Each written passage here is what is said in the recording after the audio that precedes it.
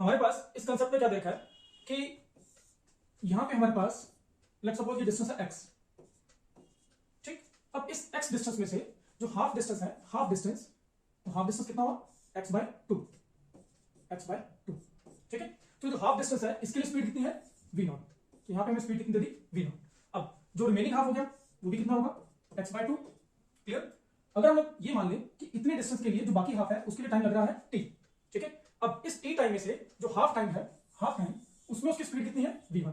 तो अगर हम लोग यहाँ पे अज्यूम कर लें कि ये हाफ टाइम है t by 2, तो इसमें स्पीड कितनी है v1, और जो बाकी का हाफ टाइम है, बाकी का जो हाफ टाइम है उसमें स्पीड कितनी है v2। तो यहाँ पे हमारे पास टाइम हो गया t by 2 और इसमें स्पीड कितनी होगी v2। तो हमें क्या करना है, इस पूरी जर्नी के लिए हमें फाइंड आउट करना है कि एवरेज स्पीड कितनी होगी, ठीक है। तो ये देखिए, अगर आप ध्यान दें, हमें पता है जब भी इक्वल टाइम होता है, इक्वल टाइम के लिए जो एवरेज स्पीड होती है वो कितनी होती है, that is v1 plus v2 divided by 2। ये बेसिक सा कांसेप्ट है जो हमने पीछे पढ़ा है ना।